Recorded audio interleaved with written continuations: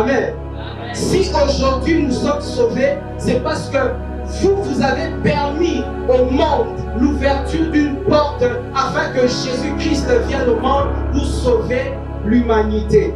Il est même démontré que dans d'autres boulots, dans d'autres jobs, il est démontré dans certaines études, voulais-je dire, que tous les travaux que les hommes sont capables de faire, il est démontré qu'aujourd'hui, même les femmes sont capables de les faire. Amen. S'il y a ici une maman qui subit un mépris d'une certaine manière, j'aimerais par la puissance du Saint-Esprit fracasser la mentalité de mépris qui a été engendrée dans ta tête, dans ta mentalité, afin que tu laisses libre au Saint-Esprit de t'emmener et de te faire devenir ce que tu dois devenir. Amen. Si on entrait dans le vif du sujet, je veux donner le message d'aujourd'hui en donnant quelques exemples de personnages bibliques qui ont été méprisés, mais après, leur vie était entrée dans une dimension d'honneur, qui ont été rabaissés, mais après, ils sont entrés dans l'honneur. N'oubliez pas le thème de notre message, c'est du mépris à l'honneur. Lorsqu'on lit le livre de Juges, si déjà on commence à partir du chapitre 1, chapitre 2, chapitre 3, chapitre 4, on va remarquer, vous allez remarquer avec moi que le livre de Juges nous révèle que après la mort de Josué, les enfants d'Israël n'avaient plus de dirigeants.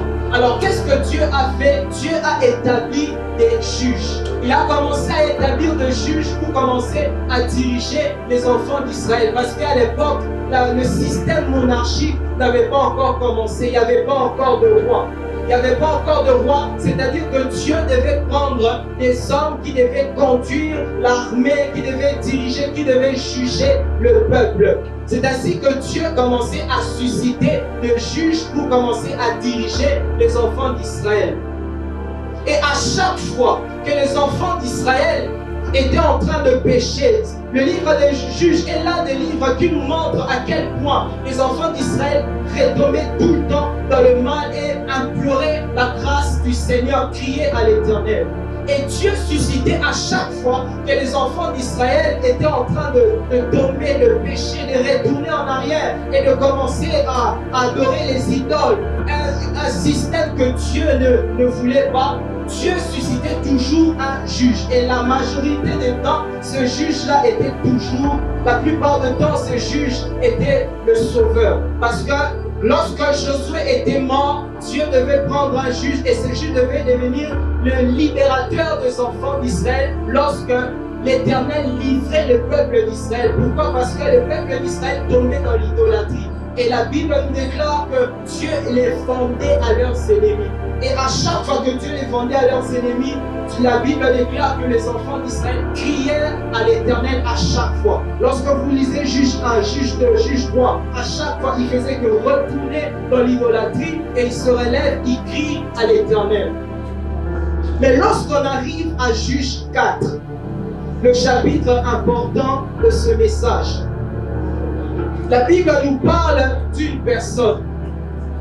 La Bible nous parle d'une personne et c'est une dame qui s'appelle Déborah. J'ai dit au début de l'introduction, nous allons donner plus d'honneur aux femmes. La Bible suscite une personne qui s'appelle Déborah. La Bible nous dit que comme nous venons de le lire ici, que les enfants d'Israël déplaient encore à l'Éternel et ils crièrent à l'Éternel et l'Éternel les vendit alors à Jabin, le roi de Canaan, qui régnait. Et le chef de son armée était Sisera.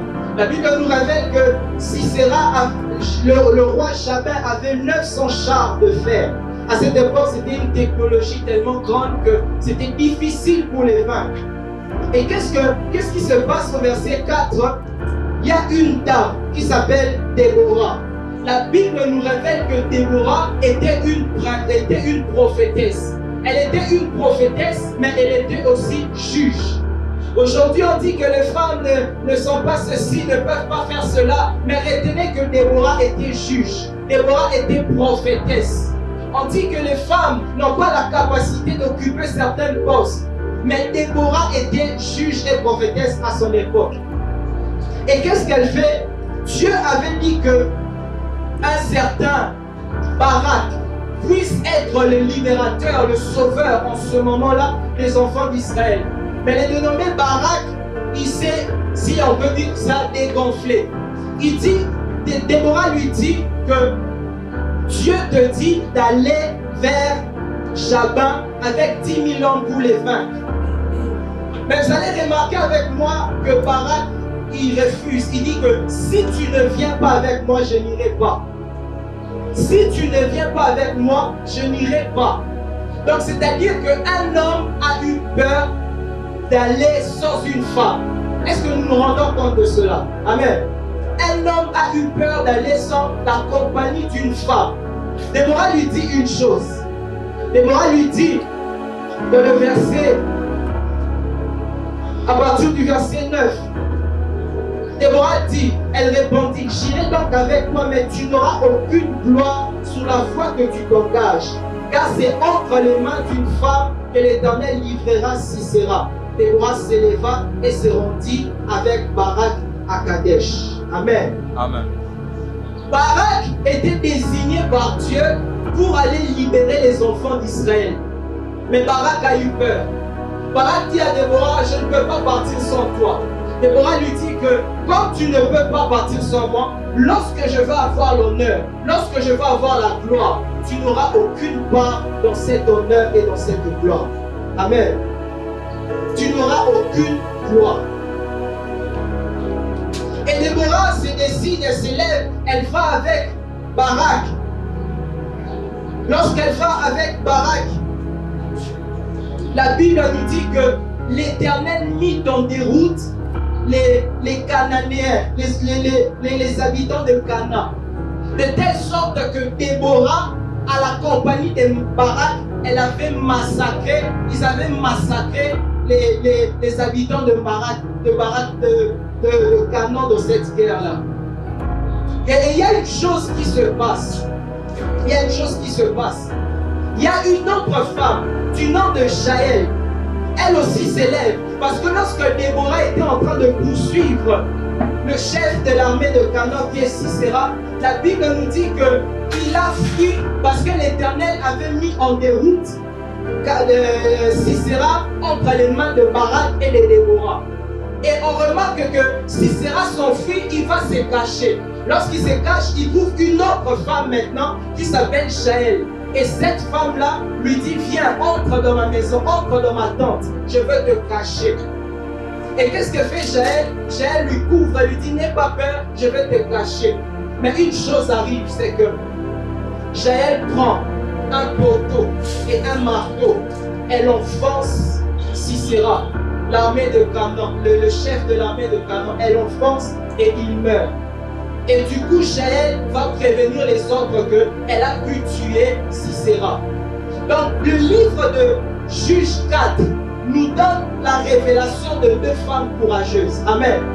Nous donne la révélation de deux femmes courageuses qui est Déborah et Jaël. Alors que les hommes avaient eu peur, Déborah et Jaël se sont levés. Amen. Déborah et Jaël se sont levés alors que les hommes étaient freinés, alors que les hommes étaient limités. J'aimerais dire à une maman aujourd'hui, si dans la société où tu te trouves, dans l'endroit où tu te trouves, si tu remarques que les choses ne vont pas bien et que les hommes n'arrivent pas à agir, j'aimerais te dire que tu peux être revêtu de l'Esprit de Dieu pour devenir une Déborah au lieu où tu te trouves. Amen. Tu peux te comporter comme une Déborah et comme une Jaël pour manifester la gloire de Dieu. Et la Bible nous dit que lorsqu'ils ont vaincu l'armée de Canaan, la Bible nous révèle que Déborah dans le chapitre 5, tous les chapitres 5, la Bible nous révèle que c'était le chant que Déborah avait entonné pour Dieu. Et dans ce chant, qu'est-ce qu'elle fait? Elle commence à prendre les honneurs. Elle commence à détailler. Il s'est passé ceci, il s'est passé cela. Et si on a pu vaincre l'armée de Canaan, c'est parce que moi, Déborah, je me suis levé. Amen. Est-ce qu'une Déborah peut se lever ce matin? Est-ce qu'une Déborah peut devenir la personne que Dieu choisit pour apporter la gloire de Dieu dans une sphère de sa vie? Amen. Déborah s'est levée et elle a pris l'honneur. Elle qui était en Israël, comment expliquer qu'une femme en Israël qui est méprisée par les hommes, mais c'est elle qui est devenue celle qu'on a commencé à chanter. De telle sorte même que le nom de Déborah était entré dans le livre de la Bible. Amen. Dieu te dit aujourd'hui, quel que soit le mépris que tu vis, le mépris emmène toujours, lorsque tu t'attaches à Dieu, le mépris emmène toujours à l'honneur. Amen. Aujourd'hui, tu vis un mépris. Mais laisse-moi te dire que le mépris emmène toujours l'honneur lorsqu'on est attaché à Dieu. Amen. Même si tu vis un rejet là où tu te trouves, lorsque tu es attaché à Dieu et que tu as le courage d'un enfant de Dieu revêtu du Saint-Esprit, là où tu te trouves, tu ne vas plus être méprisé, mais tous les regards vont tourner vers toi. Tu vas passer du mépris à l'honneur. Amen. Tu vas passer du mépris à l'honneur. Il y a peut-être quelqu'un ici, tu te sens rejeté. Ne regarde pas seulement non que c'est notre frère qui est en train de pécher, mais j'aimerais te dire que c'est Dieu qui est en train de te parler, parce que Dieu me confirme qu'il y aura beaucoup de gens qui vont être libérés du rejet aujourd'hui. Amen.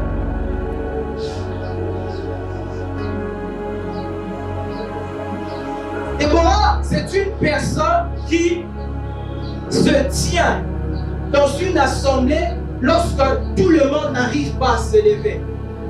Les mamans, aujourd'hui, vous êtes venus et peut-être certains habillés de paille ou non, c'est votre jour. Mais c'est votre jour, mais quelle est l'autorité et la puissance que vous amenez dans le monde par rapport au Saint-Esprit, de la part du Saint-Esprit? Nous fêtons, vous fêtez, oui, c'est bien. Vous fêtez la journée de femmes. Vous fêtez la journée de femmes, c'est bien. Mais regarde un peu dans ta vie. Est-ce que tu fêtes la journée de femmes? Mais est-ce que tu ne vis pas un mépris ou un rejet quelque part dans ta vie, dans ton cœur? Est-ce que tu ne vis pas un abandon? Parce que lorsque une personne est méprisée et rejetée, cela crée toujours le découragement. Cela crée toujours une faiblesse qu'elle ne peut plus avoir le courage de s'élever. J'aimerais vous dire la vérité. Il y a certaines femmes aujourd'hui qui fêtent la journée des femmes. Au sourire comme ça, elle rit, mais dans le cœur, elle est triste. Pourquoi? Parce que dans une sphère de sa vie, quelque part, on est en train de la mépriser, mais elle ne le dit pas. Elle ne le dit pas. Elle ne le dit pas. Elle attend que le gouvernement puisse l'aider afin de commencer à s'exprimer et elle ne se lève pas. Mais Dieu veut qu'une maman, une femme se lève aujourd'hui pour commencer à démontrer que les femmes ne sont pas méprisées, mais lorsqu'elles sont remplies du Saint-Esprit, elles imposent aussi la gloire de Dieu. Amen. Elles imposent aussi la gloire de Dieu. J'aimerais dire à une maman aujourd'hui, à une femme, arrêtez. Ne soyez pas comme les autres femmes, les autres mamans qui aiment les choses rabaissantes, qui aiment les choses futiles. Non. Soyez parmi celles qui s'élèvent et qui s'affirment et qui démontrent qu'elle est enfant de Dieu. Ne soyez pas des choses qui font des choses terre à terre. Non. En tant qu'enfant de Dieu, même si tu es une femme, on est appelé à emmener le royaume de Dieu sur la terre. Amen. On est appelé à démontrer que Dieu est Dieu. Même si tu es un enfant, même si tu es une femme, on est appelé à manifester la lumière de Dieu sur la terre. C'est pourquoi j'aime beaucoup ma mère, maman Féchi. Je ne sais pas vous, mais elle, quand elle se lève, quand elle vient sur une estrade, je ne sais pas si vous ressentez ça, si vous ressentez cette aura-là qu'elle dégage. Amen. Je ne sais pas si vous ressentez ce caractère-là qu'elle dépasse. C'est pourquoi moi je me dis toujours, la femme que j'épouserai, si son caractère, si son aura ne dépasse pas celle de ma mère, je ne sais pas. Parce que j'aime lorsque ma mère s'élève, vous sentez l'autorité. Amen. Je rentre dans le message. J'entends quelqu'un dire, Amen. Alléluia.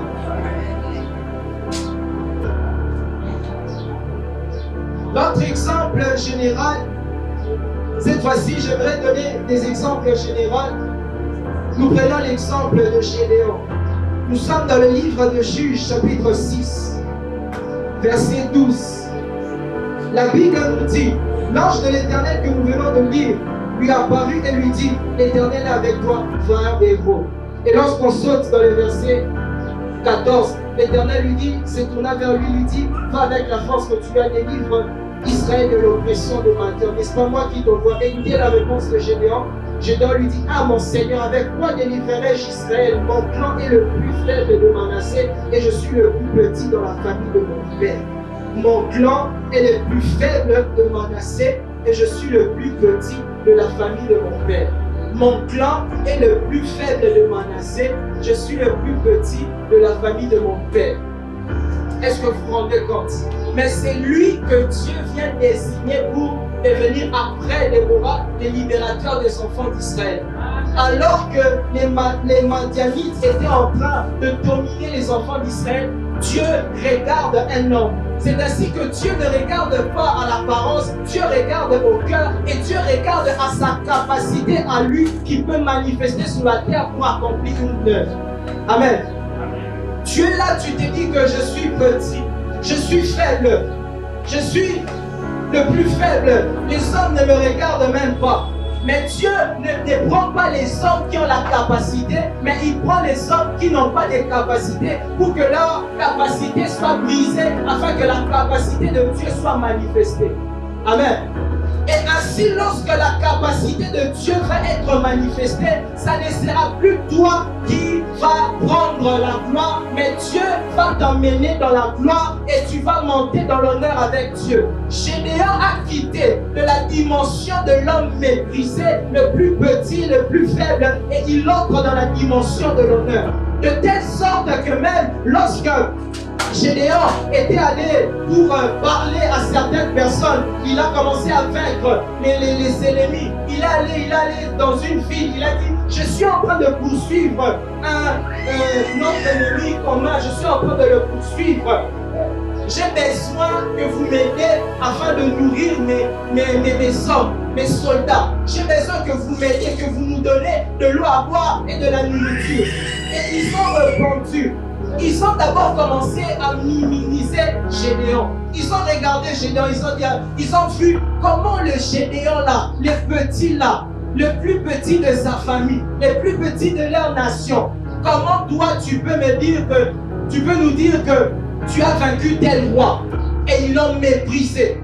Ils ont refusé de lui donner ce dont il avait besoin. Gédéon leur a dit, lorsque je veux vaincre le roi, je reviendrai vers vous. Il va dans une autre ville, il dit la même chose. On le méprise. Il dit aussi la même chose à la ville. Et il s'en va quand même comme ça. Et il va confronter ce roi-là et il gagne la guerre et il revient dans ce ville-là et il commence à massacrer tous ceux qui avaient refusé de l'aider. Amen. Tu peux être le plus petit, le plus insignifiant, mais le plus ciblé par Dieu. J'aimerais répéter ça. Tu peux être le plus petit, le plus incapable, mais le plus ciblé par Dieu. Parce que ce ne sera pas toi qui vas être capable, mais ce sera Dieu au travers de toi. Lorsque Dieu t'appelle et te cible pour une mission, pour une chose, Dieu fait une chose, il commence par faire descendre la force. Il commence par faire descendre le feu pour l'envoi, pour que tu accomplisses ce que tu dois faire. C'est ainsi que tu ne peux avoir aucune excuse lorsque Dieu te dit de faire quelque chose. Pourquoi? Parce que Gédéon, lorsqu'il a dit à Dieu, donne-moi un signe, Il a présenté son offrande et l'ange a présenté les bâtons et son offrande a été consumée par le feu. Il a vu le feu. C'est-à-dire que le feu était la représentation de la force pour pouvoir vaincre, quel que soit son niveau. Amen. Amen. Lorsqu'on lit dans le livre de 1 Corinthiens, chapitre 1, verset 27 à 28, on va quand même le lire. 1 Corinthiens 27 à 28. 1 Corinthiens 1, 27 à 28. La Bible nous dit ceci. Mais Dieu a choisi les choses folles du monde pour confondre qui? Les sages. Dieu a choisi les choses faibles du monde pour confondre les forts. Tu t'attends à ta force pour faire une chose, mais Dieu ne voit pas ta force, il voit celui qui est faible. Amen. Et Dieu a choisi les choses viles du monde et celles qui sont quoi? Méprisées. Parce que Dieu sait que une personne peut être méprisée, mais lorsque lui il emmène sa part, cette personne monte dans l'honneur. Une personne peut être rejetée, mais lorsque lui il emmène son doigt, cette personne va dans l'honneur. Ainsi même Moïse, qui était appelé par Dieu dans le livre de Exode chapitre 3, il dit à Dieu, je ne pourrai pas, je bégaye. Dieu lui dit, n'est-ce pas moi qui t'envoie? Ainsi Moïse, celui qui bégayait, était devenu le libérateur des enfants d'Israël. J'aimerais dire à quelqu'un aujourd'hui, tu t'es trop senti rejeté. C'est fini cette situation-là. Dans ta mentalité, dans ta tête. Parce que Dieu veut prendre un géant ce matin, que tu sois un homme, que tu sois une femme. Moi, je ne supporte pas les hommes qui minimisent les femmes. Je ne supporte pas les gens qui ont du mépris pour les femmes. Moi, je dis, si tu es un homme, si tu es une femme, Dieu est capable de te faire devenir un libérateur d'une nation. Est-ce que quelqu'un peut dire Amen? Même si tu es un enfant, lorsque Dieu te cible, ainsi lorsqu'on lit le livre de 1 Samuel, chapitre 16, 17 et 18, la Bible nous dit que le Seigneur, l'Éternel, envoie Samuel pour aller chercher un homme pour qui il va oindre pour devenir roi. Le prophète va dans la maison d'Isaïe. Il va dans la maison d'Isaïe. Il commence à regarder parmi les frères. Il regarde. Lui, il pensait que c'était l'aîné, Eliab, qui allait être choisi. Mais Dieu lui dit, ce n'est pas lui. Dieu lui démontre que toi, tu choisis comme toi, tu choisis. Moi, je ne choisis pas comme toi. Toi, tu choisis à l'apparence. Moi, je regarde au cœur. Toi, tu choisis à la force de l'homme. Mais moi, je ne regarde pas à la force des hommes. Amen. Tu es méprisé ici. Mais j'aimerais te dire, Dieu a un plan pour toi. Je suis très sérieux. Tu es méprisé ici. Dieu a un plan pour toi. Tu es rejeté par la société. Dieu a un plan pour toi. Tu es abandonné par les hommes. Dieu a un plan pour toi. Et tu vas demander par Dieu que Dieu prend les gens méprisés pour les emmener à l'honneur. Amen. Amen. Notre troisième exemple général, la femme samaritaine. Comme j'étais en train de vous dire, je vais commencer à citer quelques personnes pour démontrer que Dieu prend du mépris à l'honneur. Dans le livre de Jean, chapitre 4, versets 7 à 18, on ne va pas tout le lire pour gagner le temps. La Bible nous dit, une femme de Samarie vient puiser de l'eau. Jésus lui dit, donne-moi à boire. Mais je veux paraphraser, on ne va pas tout le lire pour gagner le temps parce qu'on va prier. Cette femme au puits, elle vient dans un but de puiser l'eau et elle trouve une personne. Elle trouve celui qui ramasse en bas. Elle trouve la grâce. Elle trouve la personne qui a la capacité d'emmener dans la gloire. Je pensais que tu avais compris pour dire gloire à Jésus. Elle rencontre Jésus. Elle rencontre Jésus. Et en ces temps-là, la femme samaritaine, elle était considérée comme une adultère. Elle était adultère. Mais elle rencontre Jésus qui est la grâce. contre Jésus qui est la grâce alors qu'elle était méprisée. Pourquoi? Parce que dans l'ancienne alliance, dans les livres de Lévitique, vous allez voir ça dans Lévitique chapitre 20, verset 10. En ce qui concerne la loi sur les femmes adultères, toutes les femmes adultères étaient appelées à être lapidées, à être tuées. Et elles étaient tellement méprisées qu'on n'aimait même pas s'approcher d'eux. Mais Jésus lui dit quoi? Jésus lui dit que je suis le Messie. Je suis le Messie. Et lorsque Jésus lui dit qu'il est le Messie, qu'est-ce que la femme fait? Elle entre dans la ville et elle commence à publier à toute la ville que Jésus est le Messie. En soi, la femme samaritaine est devenue une évangéliste nationale. Amen. Elle est devenue une évangéliste nationale de telle sorte que je me pose la question, c'est comme si les gens ne voyaient même plus qu'elle était adultère. Elle a ramassé toute la ville et elle a ramené la ville à Jésus. Et elle est devenue l'évangéliste, la personne qui a emmené Jésus, la parole de Jésus dans la ville de Samarie, alors qu'elle était méprisée par les hommes. Alors qu'elle était rejetée par les hommes. Comme la femme samaritaine, j'aimerais te dire que, quel que soit, je n'encourage pas le péché. Mais même si tu es dans le péché, comment tu as commis des choses impures, lorsque tu rencontres la grâce va te faire quitter le mépris jusqu'à l'honneur. Même si tu as commis un scandale, tant que tu rencontres la grâce qui est Jésus, la grâce va changer la connotation de ta vie. La femme samaritaine, ce qu'elle avait fait, aujourd'hui ce serait considéré comme un scandale. Parce qu'en ces temps-là, comme je l'ai dit, l'adultère était vraiment méprisé par les hommes. Mais c'est elle que Dieu choisit pour l'emmener vers le peuple samaritain. Et elle n'était plus considérée, je ne sais pas, on ne la voyait plus comme une adultère. De sorte qu'on commençait à dire où est celui dont tu nous. Ce n'est plus qu'on a entendu seulement ce que tu as dit, mais nous-mêmes aussi nous l'avons vu. Ils ont vu qui? Jésus. Un autre exemple, exemple 4, Rahab la prostituée. Rahab la prostituée était, on connaît tous l'histoire, on va le voir dans Josué, chapitre 23, verset 25. Rahab la prostituée, elle était tellement méprisée. Pourquoi? Parce qu'elle était prostituée. Et le peuple juif ne supportait pas les prostituées. Ceux en tout cas qui suivaient la loi.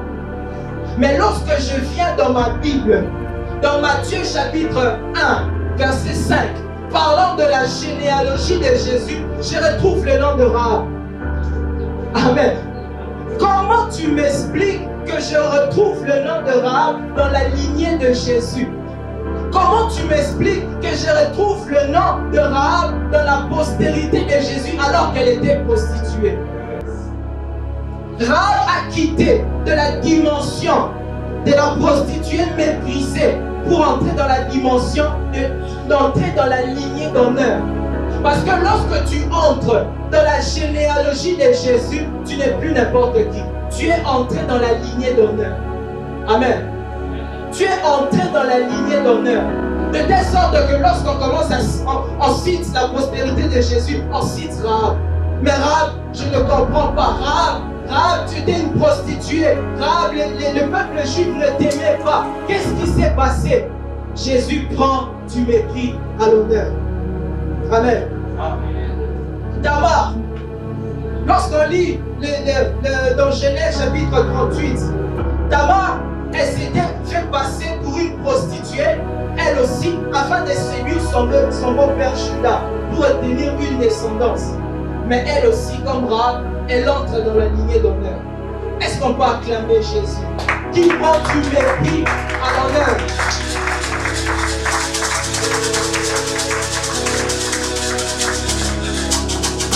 Une autre encore, Ruth, elle était moabite, donc païenne. Le peuple juif ne supportait pas les païens, de telle sorte que Dieu avait même dit de ne pas avoir une relation avec les païens.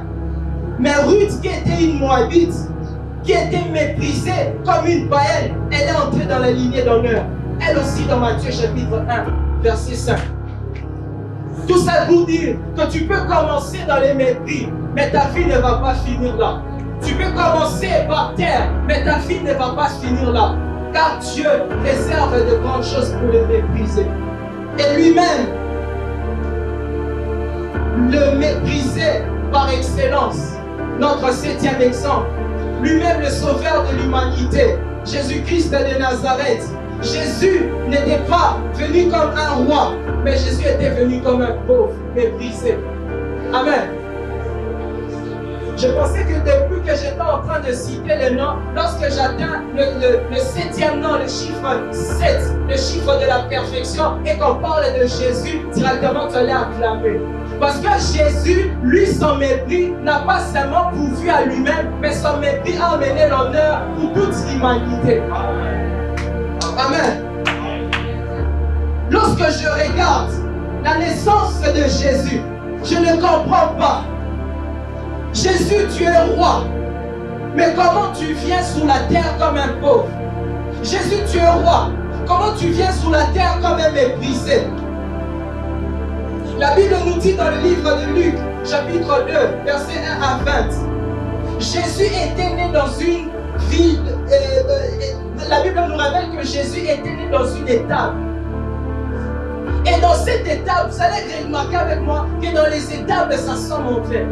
L'étable, c'est là où on fait manger les animaux, les chevaux et tout et tout. Mais Jésus est né là-bas.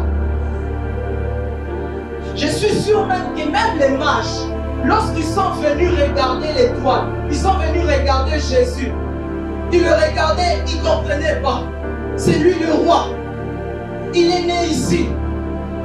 Moi, je vous dis sincèrement, entre nous, si Dieu te choisissait pour emmener une mission quelconque dans le monde, n'est-ce pas que tu allais venir comme un roi? Tu allais être né dans un palais royal, là où il y a la gloire, les honneurs. Mais Jésus, lui, il vient là où il y a la pauvreté, là où ça sent mauvais.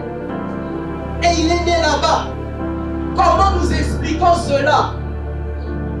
C'est pour nous dire que Dieu fait les choses à l'inverse des hommes. Amen. Dieu ne fait pas comme les hommes. Dieu n'agit pas comme l'homme.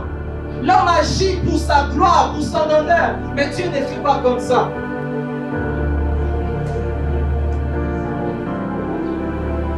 Et lorsqu'on lit la prophétie, Dieu est tellement merveilleux. J'aimerais qu'on le lise, s'il vous plaît. Lorsqu'on lit Ésaïe, Ésaïe chapitre 53, versets 1 à 9. Écoutez, comment Ésaïe prophétise sur Jésus. C'est lui qui est roi, c'est lui qui est Dieu. Mais comment Ésaïe prophétise sur lui? La Bible nous dit dans Ésaïe chapitre 53, versets 1 à 9. Qui a cru à ce qui nous a été annoncé?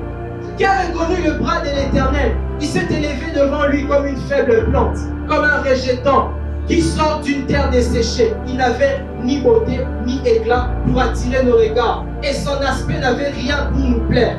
Écoutez maintenant. Méprisé, méprisé et abandonné des hommes. Ah Jésus. Méprisé. On est en train de parler du mépris à l'honneur. Méprisé et abandonné des hommes. Mais la personne qui a été méprisée et abandonnée des hommes est la personne qui a reçu après le nom qui a été élevé au-dessus de tous les autres noms. De sorte même que la Bible nous déclare que tous genou fléchissent devant le nom du Seigneur. C'est lui qui est assis à la droite de Dieu, le Père, le méprisé. Ta situation où tu te sens méprisé ne peut pas s'arrêter là lorsque tu es attaché à Dieu. Amen. Vous allez le voir dans Philippiens chapitre 2, verset 9 à 11. Malgré qu'il ait été méprisé, on a craché sur lui. Mais après, il reçoit le nom qui a été élevé au-dessus de tous les noms. Tout genou fléchit devant lui aujourd'hui. Jésus. Jésus, le méprisé. Lorsqu'on lit le livre de Marc, Marc chapitre 10, verset 36 à 40, qu'est-ce que la Bible nous dit? La Bible nous dit ceci. La Bible nous parle de deux disciples de Jésus. Les disciples de Jésus viennent vers Jésus. Dans d'autres évangiles nous révèlent que c'était leur mère. Mais dans Marc, on nous montre que c'est eux-mêmes. Deux disciples de Jésus viennent vers Jésus. Ils demandent à Jésus, lorsque tu seras dans ta gloire, est-ce que tu peux aussi permettre que moi et toi, nous et nous, qu'on soit assis l'un à ta gauche et l'un à ta droite? Écoutez la question de Jésus. Jésus leur pose la question, pouvez-vous boire la coupe que je boirai? Mais Jésus, je ne comprends pas. Moi, je te demande de m'asseoir avec toi dans ta gloire, l'un à ta gauche, l'un à ta droite. Mais toi, pourquoi tu me poses la question avec la coupe? Quelle est la corrélation entre la coupe et la gloire?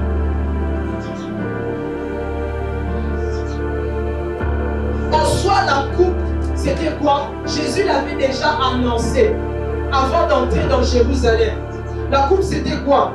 La coupe, c'était, ils se moqueront. Il avait déjà prévenu à ses disciples. Nous entrons dans Jérusalem, le Fils de l'homme, ils se moqueront de lui, ils cracheront sur lui, ils lui battront de fer, ils le feront mourir. Et il passera à la croix et il sera ressuscité. Dans Marc 10, 33, 34. Donc, Jésus leur parle de la coupe. Oh Jésus, j'aime beaucoup Jésus. Il leur parle de la coupe alors qu'eux ils parlent de la gloire. Quelle est la relation? En soi, la coupe révélait le mépris. Pour dire que vous voulez entrer dans ma gloire, vous devez d'abord passer par le mépris des hommes. Ainsi, Jésus, avant de recevoir la couronne de gloire, il avait d'abord reçu la couronne d'épines. Amen. La Bible nous révèle que Jésus en avait pris une couronne d'épines, on a mis sous sa tête. Mais après la couronne d'épines est venue la couronne de la gloire. Ainsi, il avait été élevé dans le ciel. Tu veux recevoir la couronne de la gloire sans passer par la couronne de l'épine? Dans les principes de Dieu, ça ne marche pas. Tu dois passer d'abord dans la couronne d'épines pour recevoir la couronne de la gloire. Jésus est passé dans la couronne de l'épine. On a craché sur lui. Lui qui était le roi. Il pouvait tous les massacrer à un clin d'œil. Mais il a accepté. On a même craché sur lui. On l'a giflé. On a fait porter une couronne d'épines. Ça révélait que la couronne d'épines appelle la couronne de la gloire. Ou est-ce que je parle à quelqu'un? La couronne d'épines attire la couronne de la gloire. Ne rejette pas les mépris et la coupe de rejet qu'on te fait passer, parce que le mépris et la coupe que tu es en train de subir est en train d'attirer la couronne de la gloire. Amen. Il y a une couronne du mépris. Je dis en tout cas pour les enfants de Dieu. Il y a une couronne de mépris. Et ensuite, il y a la couronne de la gloire. Jésus subit le mépris. Il était méprisé. Mais encore, il était méprisé encore pour qui? Quand j'étudie Jésus, j'ai l'impression que je vais devenir fou. Amen. Jésus a accepté le mépris pour qui? Jésus était méprisé pour les mépriser. Dis avec moi comment ça? Jésus était méprisé pour les mépriser. Pourquoi? Parce que la Bible nous dit dans Jean chapitre 3, verset 16, car Dieu a tant aimé le monde qu'il a donné son Fils unique. Il a donné son Fils unique pour qui? Pour les hommes comme moi et toi qui avons été créés avec de la terre. Nous sommes les êtres qui ont été méprisés par Satan. Si vous ne savez pas, Satan a de la haine pour nous parce que Jésus n'a jamais donné sa vie pour lui. Amen. Amen. Jésus n'a jamais donné sa vie pour Satan. Il n'a même jamais donné sa vie pour les anges déchus. Mais il vient donner sa vie pour qui? Pour les hommes qu'on peut tuer comme ça. Pour les hommes dans l'univers les plus faibles. Entre moi et vous, si on enlève Dieu en nous, si on enlève Dieu en nous, que tu n'as pas Dieu, face aux anges, face à Satan, amen, nous sommes rien. Ils peuvent nous écraser comme ça. Mais c'est pour les mépriser que Jésus a accepté d'être méprisé. Oh Jésus. C'est pour les mépriser que Jésus a accepté d'être méprisé. On a été méprisé par les puissances des ténèbres, mais c'est pour nous les hommes fragiles que Jésus est mort. Comment vous m'expliquez ça? Pour terminer, arriver à la fin, qu'est-ce que le mépris engendre? Ou soit les conséquences du mépris? Quelques conséquences, on va citer après, on va aller vers la fin. Le mépris peut engendrer la fatigue. Le mépris peut engendrer les découragements. De sorte que tu ne veux même plus avancer. Le mépris peut engendrer la peur. Le mépris peut engendrer l'abandon. Tu abandonnes ta destinée. Le mépris engendre la perte de confiance en soi.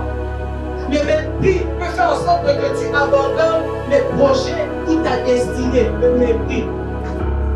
C'est pourquoi aujourd'hui Dieu veut faire quelque chose.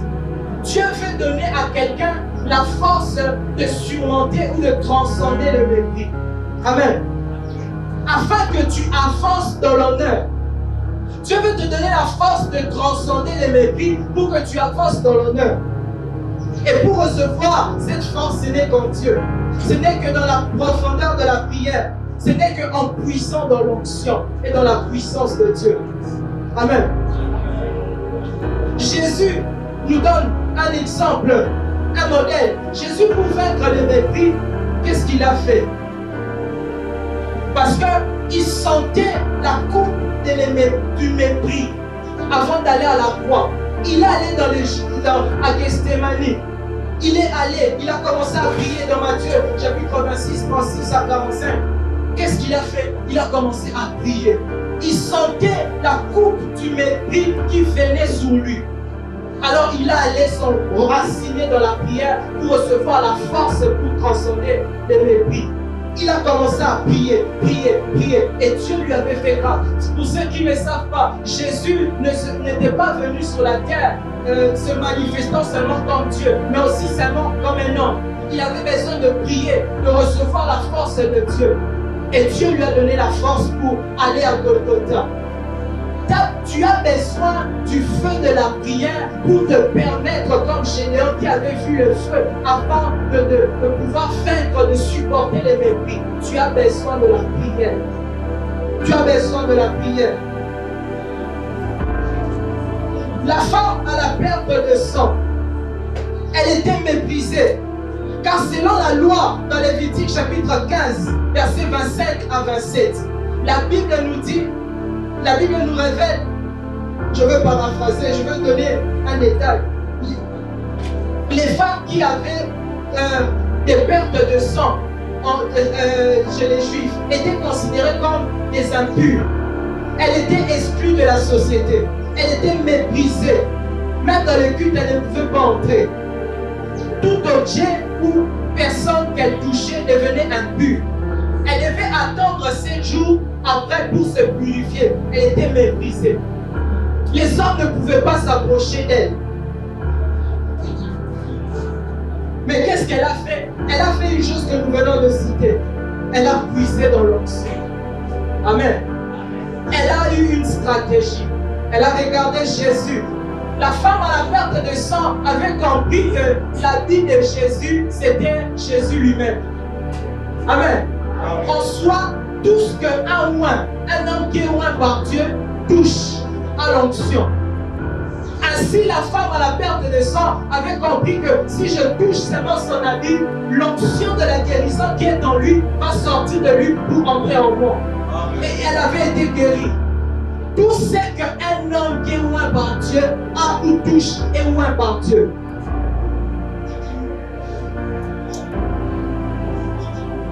Et comme elle a touché, comme elle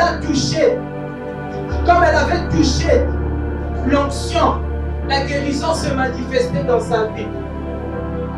En soi, Dieu est en train de te dire, toi qui es en train de traverser la coupe du mépris aujourd'hui, Dieu veut que tu ailles l'onction pour traverser cela. Dieu veut que tu puisses dans l'onction pour transcender ton mépris. Alors que les hommes ne pouvaient pas s'approcher d'elle, elle trouve une stratégie.